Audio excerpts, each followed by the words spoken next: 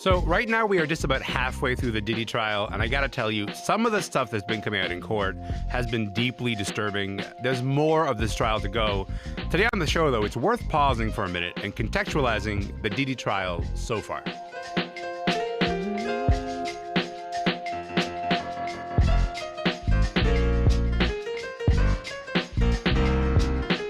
I'm Elamin Abdelmahmoud, and this is Commotion. So look, Sean Combs, Diddy, is back in court this morning. The list of charges that he's facing is pretty long. It includes racketeering, conspiracy, and sex trafficking. These are charges that could lead to maybe land him in prison for life. This is the second week of his trial, and we're hearing some devastating allegations from witnesses, which create a fuller picture of the horror that his ex-girlfriend, Cassie Ventura, described on the stand last week. Taryn Finley is a journalist with Refinery 29 who's covering the trial in New York City. Taryn, good morning. Hey, Elamin, thanks for having me on. Yes, of course. Listen, Taryn, before we get into this, I think it's important to say, first of all, we've had some conversations on the show about this trial. We're going to keep covering it, but also we are dealing with sexual assault and other disturbing allegations of abuse. For anyone who's listening right now, who's just like, this is something that you're not trying to hear right now, we totally get it. Take a moment if you need to.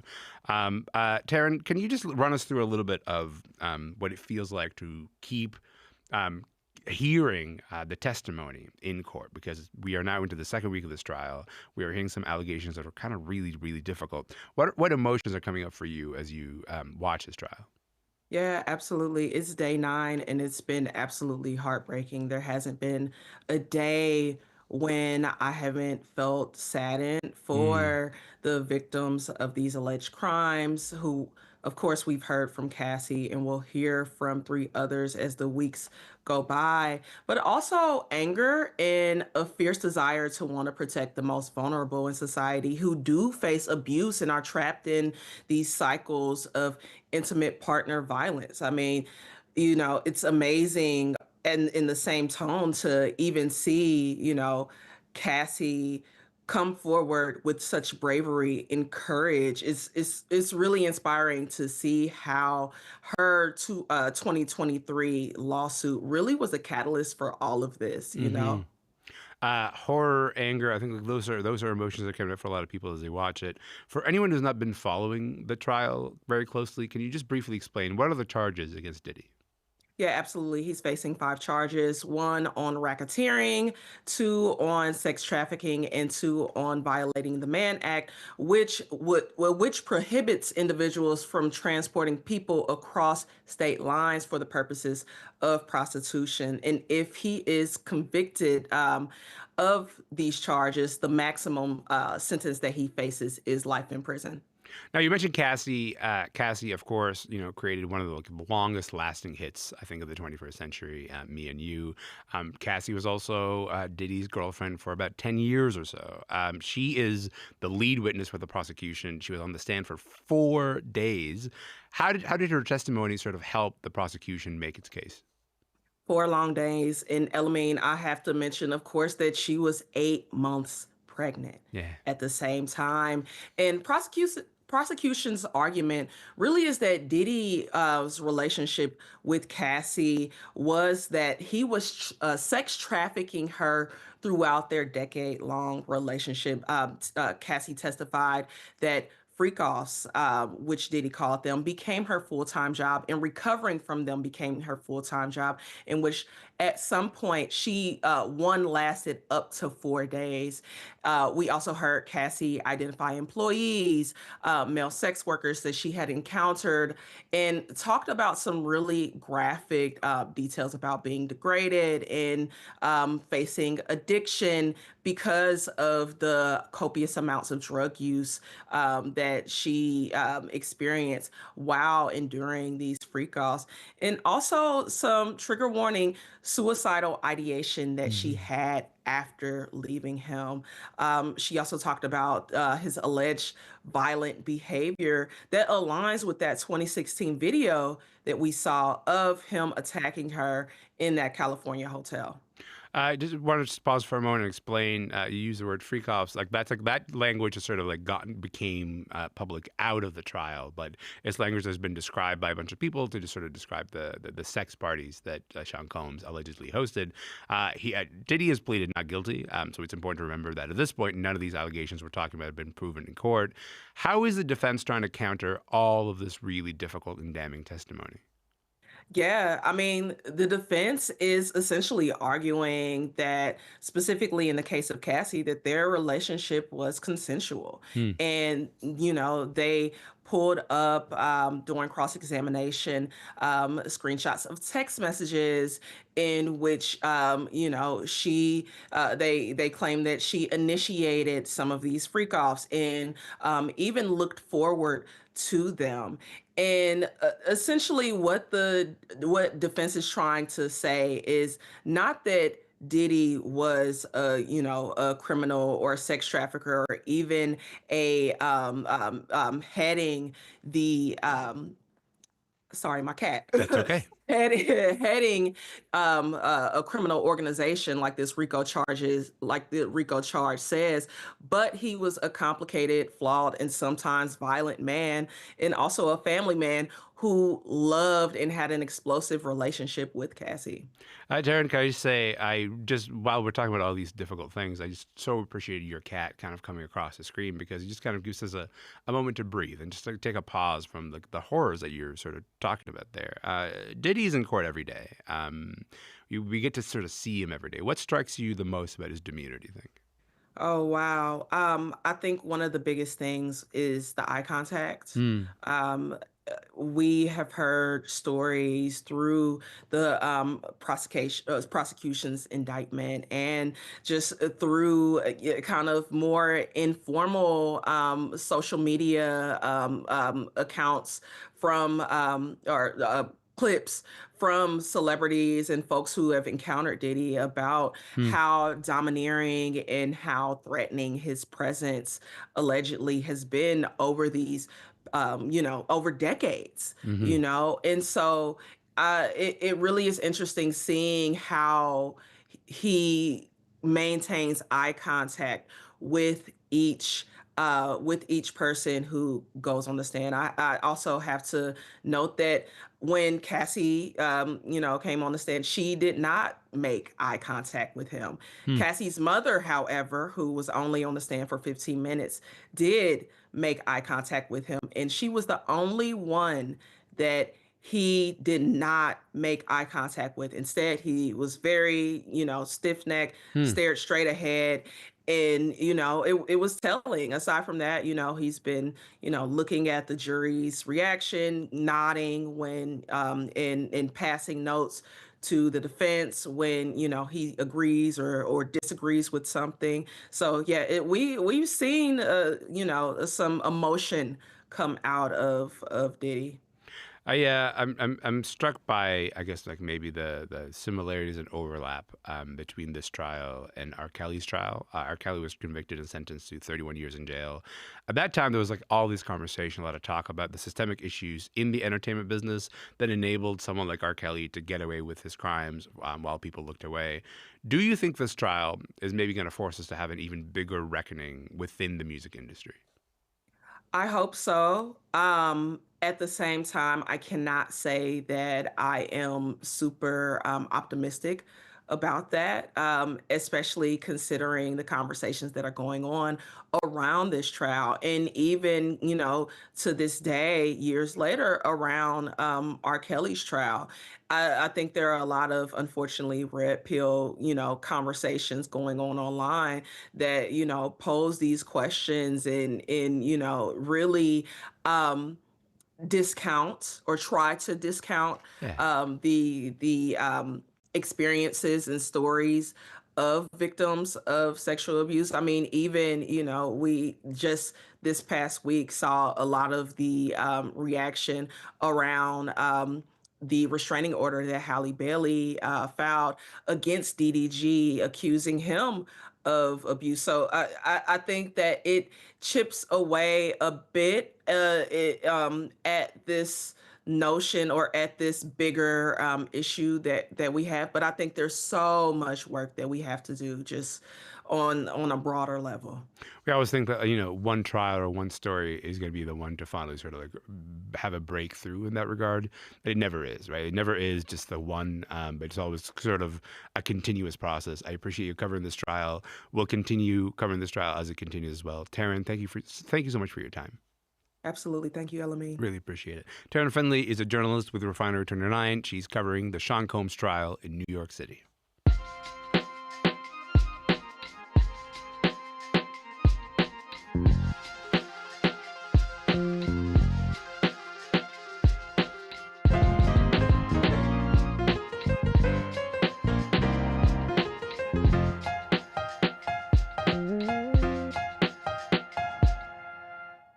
I'm Elamin Abdelmahmoud, and this is Commotion. Okay, we are going to switch gears right now, and we are going to talk about this.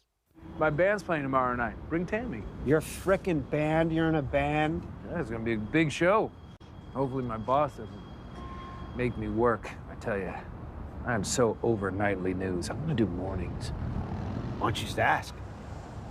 I wanted my own office at work. I just asked. Did you get it? Eating there alone every single day. That is Tim Robinson and Paul Rudd in a new movie opening in theaters tomorrow called Friendship. It is a movie that delves into a subject that you just don't see represented very often, which is friendship between men and how making friends with other dudes can be just as awkward and nerve-wracking as just trying to date someone new. Is this movie secretly the cure to the male loneliness epidemic? I don't know. I don't know if that's the case or not. Jackson Weaver is here. Adrian Horton is here. They don't seem to be that particularly sure that it's the cure. Hello, y'all. How's it going? Good morning. Adrian was just like dying laughing as we were playing. Adrian's like, no. The answer is it is not the cure to the male loneliness epidemic. Fine. First of all, welcome to the show, both of you. Second of all, Adrian, set the scene for us. How is friendship explored in the movie Friendship? Yeah. Sorry, I was laughing at that clip. So friendship is about this guy, Craig. There's gonna be a lot of one-syllable names. Played by the comedian Tim Robinson, who has kind of a cult following for this Netflix sketch show, I Think You Should Leave. And like many of his characters in that show, Craig is kind of your like standard suburban white guy. Like he lives in a cul-de-sac. He has an office job. He has a loving wife. He has a teenage stepson, and he like looks forward to the next sick new Marvel movie to watch with his stepson. and like many men, straight men in particular, he doesn't have a lot of other male friends or seem particularly interested, like that would be a valuable arena to have in life. Yeah. Like he's a true Robinson creation in that he's a really weird dude. He's at once very overconfident and kind of aggressive, and also like totally baffled by social rituals and super vulnerable, and like doesn't get along with anyone at work. So he doesn't really have a lot of friends. Weird guy. And then his whole life is turned upside down when he meets his neighbor, Austin Carmichael, played by the ageless Paul Rudd, who seems super ageless vampire Paul Rudd, who seems super cool. I mean, the audience can still tell he's kind of a sad sack, but like he's kind of like Paul Rudd's character in Anchorman. He's a weatherman. He, as you heard, plays in a band. He, is confident. So they fall in the way that many people do. They fall into like a fast friendship. They start hanging out all the time. It's kind of that like bubbly energy of, I found a person that kind of gets me. And then plot twist, Paul Rudd's character realizes that Craig is a super weird guy and kind of an obsessive freak. Yeah. And says, hey, I think we should take a step back from this friendship.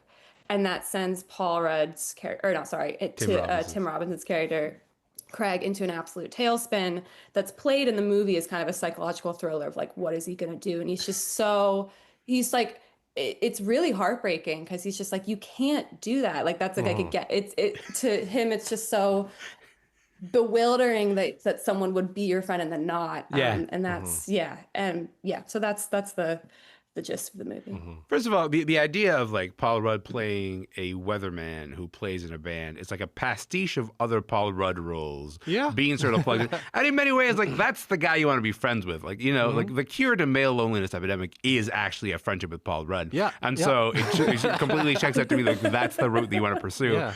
You talked a bunch about Tim Robinson, Adrian, and I wanna get to talking about this movie, but I think it's useful, because like everybody knows Paul Rudd. I don't think everybody knows Tim Robinson.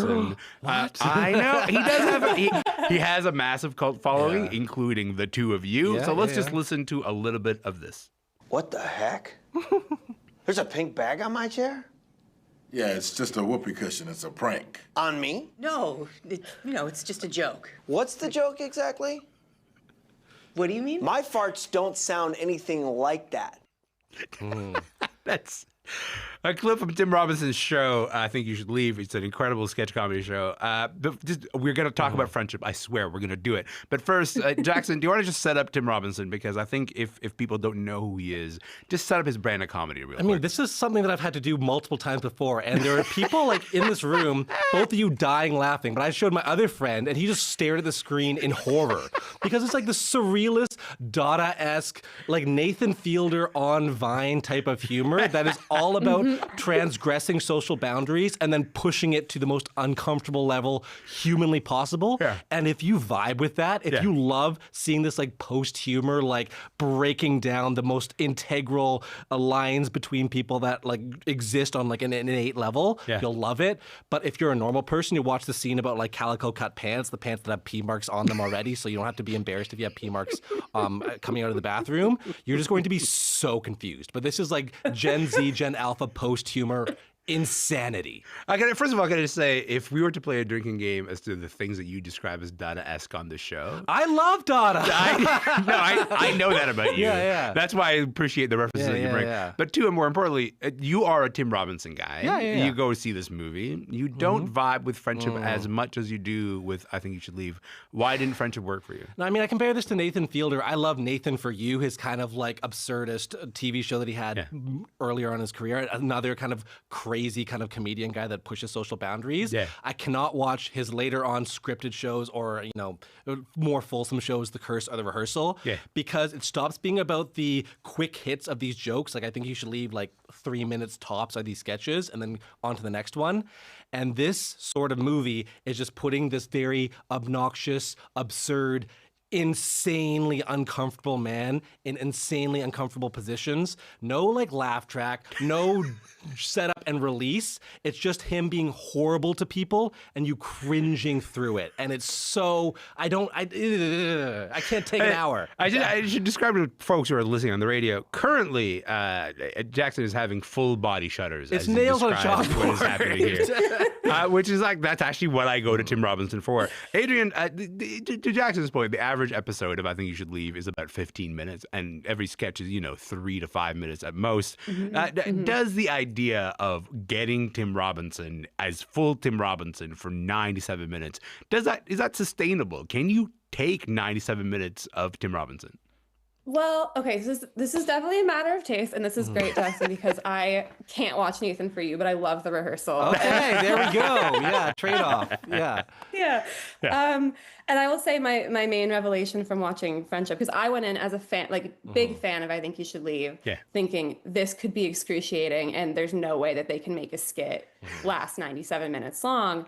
And there were definitely points where it needed to wrap up, but I, but I thought it overall worked. And no, I mean, it definitely helps if you're familiar with Tim Robinson's brand of comedy and his kind of like very sideways way of saying things and his like ultra cringe approach to humor to kind of like acclimate to what's going on in the movie. But I thought that it works because, and this is kind of Robinson's genius, like there's still enough heart underneath all of it. And there's full like side, there's like side quest jokes and whatnot. So it's not all about the friendship, but he's really, really good at doing this extreme, absurdist, like intense physical comedy, but still having these like big, bright primary color emotions of like anger, confusion, rejection, like relief.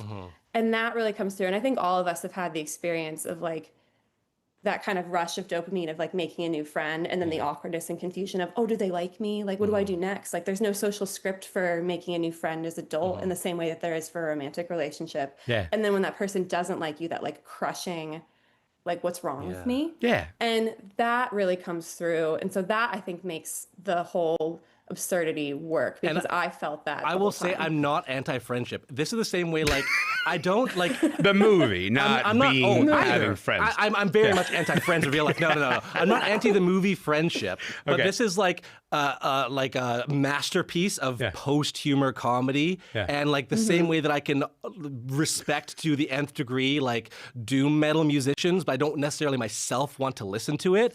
This is an amazing movie that is done so well in a genre that I hate. So it's great. I just don't want to watch it. There is someone driving their car right now who just like who's trying to turn left and hear you say the words post-humor comedy, and they are now in an accident, and because of that, and that's a Tim Robinson sketch. Literally, that's you know, whatever the midnight crooner. Yeah. Yes. But okay, so the reason we're talking about this, the reason I want to talk about this is because, you know, casting Paul Rudd in this, you know, mentioned like the idea of him being a weatherman, that's a reference to Anchorman, the idea of him being in a band, that's in this, it's referenced from another movie, the last movie that I can think of really, that deals with this idea of male friendship, and that happened 16 years ago. Listen to this. You know what? I just realized something. I never even asked you if you were interested in buying a house. Oh, no. No, why would I be? Well, it's just when you called me back, I didn't know if you wanted to talk about real estate or... You just seem like a good dude. I thought I'd see if you wanted to grab a beer, that's all. I'm glad you called. That's Paul Rudd, Jason Segel. That's 2009 bromance comedy. I Love You, Man. Jackson, even though I Love You, Man and Friendship both have Paul Rudd in them, and they share kind of like this similar general premise, they're obviously very different movies. The IndieWire review said Friendship was like I Love You, Man for sickos. Yeah. What do you make of that comparison? I mean, I thought it was I Love You, Man, but a horror movie. And I kind of get that vibe where it takes it incredibly seriously, where that kind of like 2000s, 2010s genre of like light comedy was what I Love You, Man worked so well in. This is not necessarily, I don't think it's really mining what male friendships are truly like. And I don't think it's necessarily really trying to. I do think it is expanding the absurdist, again, post-comedy humor that Tim Robinson is so great at. But I mean, there's this comic that I really love called Pictures for Sad Children, which is the vibe that you might expect from that title. Yeah. And there's one comic where there's this person who's doing a mugging and he says, give me all your friendship. And the rest of the comic is him like holding a gun at his wedding and like speaking as the best man. And then like he's dying on his bed. He's like, thank you for being my friend all these years. Then he dies and the guy goes up to the phone and says, hello, police. And it works in like a 5-panel comic, but that expanding doesn't necessarily mine friendship. It does mine how long you can take that joke and that insanity. Yeah. But I don't think it's as much an examination of friendship. Adrian, what I love is how much just chaos this movie has put Jackson through. Jackson is emerged from this being like, please, no more. I mean, there's something to be said, though, about this idea of this sort of continuing return to the theme of male friendship, because every time that it's taken to its logical extreme, and I said, like, I Love You, Man was the last movie to deal with this, and then our producer wrote in this little note thing, hey, Banshees of Inisherin, where someone is literally trying to cut off some fingers to be like, I don't want to be your friend anymore. That's how difficult this friendship is to navigate for me. So what do you make of the way that we sort of depict male friendship and the ways that it's kind of changed in the last little while, Adrian?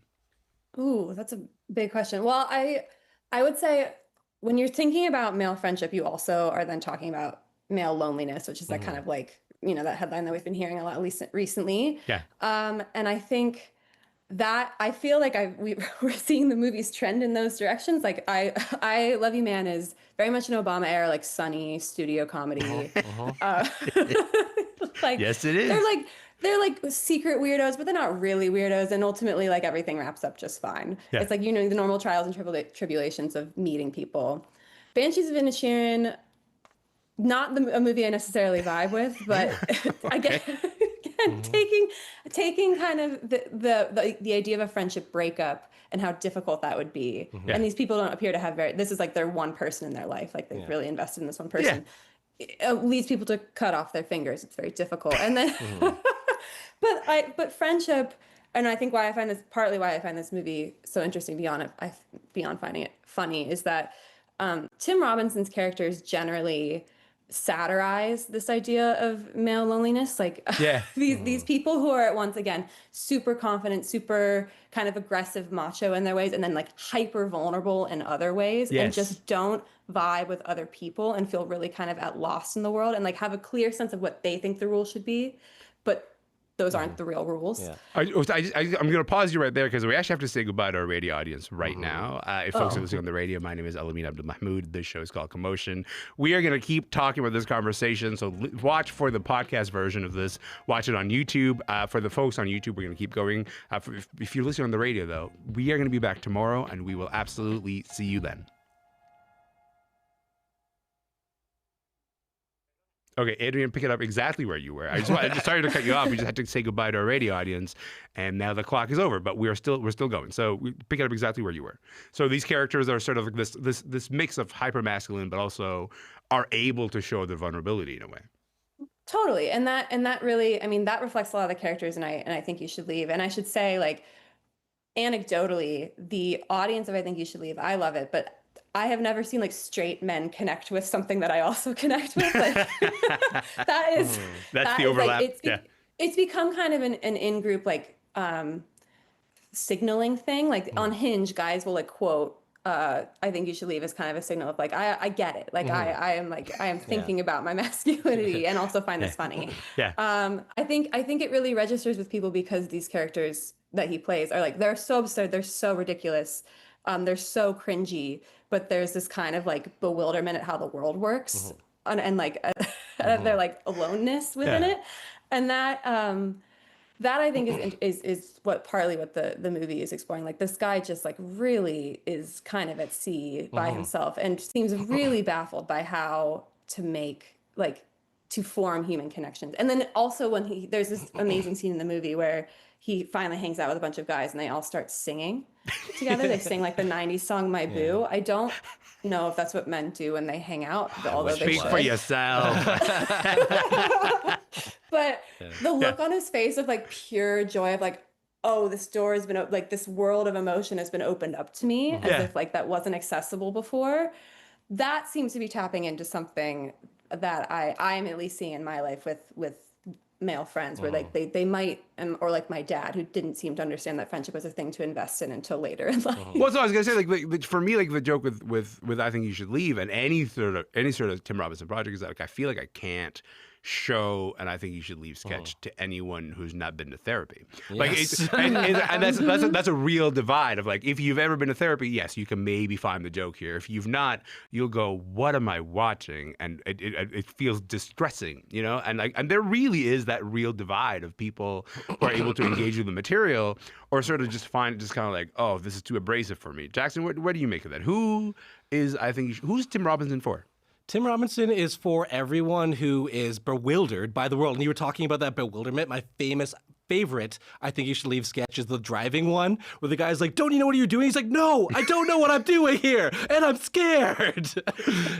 I like that both of you have recreated Tim Robinson voices on this very show. And he's just yelling. That man is yelling. He's yelling all the time. Yeah, I mean, it's a show for like, it is taking this, I love how you said, I Think You Should Leave. I mean, not I Think You Should Leave. I Love You Man is like the Obama era comedy where it is, you know, like we're willing to like kind of hint at this like unsteady nature below the surface of people, but we're all, you know, like friends. Things make sense. The way that the world exists now, everything is proven to be on such shaky ground. Nothing makes sense. Everything is so horrible that the way we make light of it is to showcase how deeply unstable we are and everything is and reality is. And that's the level that this comedy has got to. And if you feel that way, that's who Tim Robinson's fan base is. And that beneath all these like, you know, polite social mores or whatever, there's just this like unrestrained crazy id that's within people. Yeah. Okay, so to be clear here, the trajectory of this conversation has been, hey, there's a new comedy out, to, hey, if you want to like have a conversation with the crazy id that undergirds everything, this is the movie that you should go equal horror and comedy. and you know, I'm always looking for that. That's always the combination I'm looking for. Jackson mentioned that, you know, that this idea of it's been 16 years since I Love You Man. There's not really been that many movies that sort of say, how do men men do friendship and why do they do it like this? Why do you think we don't see a lot of those movies? I mean, I think very, very understandably, there has been the idea that maybe we have looked at men and their problems in cinema enough times, and maybe there are other groups of people that might have, you know, their own lives and their own questions and their own struggles that might make their way into screen. Maybe we can give them the tiniest slice of the pie. So I think for at least a little while, it wasn't necessarily all of the mainstream movies looking at how men relate to one another, and like 5 out of 100 movies do pass the Bechdel test now. And hooray, we're not all looking at men in interrelation. And also, I think that people do, and men, get uncomfortable when we question intimacy, closeness, connection. And I think that's connected because there have been movies about male friendship, not necessarily mainstream studio movies, but there's a recent one, and I might be jumping the shark here, but there's this movie called Close. It's a Belgian movie from a couple of years ago. Lucas Don't made it. It was their submission for the Oscars. That movie really looked at, you know, intimacy between these two young kids and their friendship. And everyone clocked that movie as an LGBTQ plus movie, a movie about queerness, about these two boys being in love with each other. I interviewed Lucas Don't, and he's like, they're not queer. They're not in love with each other. They're just intimate. They're just friends. They just hug. And the actual transgressive nature of closeness among men has always been clocked as, oh, gay, which, I mean, I'm a gay man, like seeing gay narratives on screen, but it makes it so hard to make a movie that is read as about male friendship or about male closeness that's not about male romance. And so, one hand, we have fewer movies that are about, you know, intimacy among men and male friendship because we have enough stuff about them. But other hand, even when we do make them, it ends up being read as something else. So it's very hard, unless you name the movie Friendship, to make people read it as about that. And you know what? That's exactly what Tim Robinson did. To be like, hey, there's going to be some intimacy stuff that happens here. Do not read it as queerness. It's meant to be read as the other thing, which is the thing that we don't apparently talk about nearly enough. Okay, we are going to leave it there because otherwise what's going to happen is you both are going to just start quoting, I think you should leave sketches, and then yelling at me for the rest of this conversation. We'll do that after the show ends. All right, perfect place to leave it. I appreciate your time. You guys are the best. Thank you so much again. Thank you. Yes, of course. Thanks, Jackson Weaver is a senior writer for CBC Entertainment News in Toronto. Adrian Horton is a writer for The Guardian based in New York. That is it for the show today. My name is Elamin Abdelmahmoud. This show is called Commotion. Are we going to be back tomorrow? You bet we are. I'll see you then.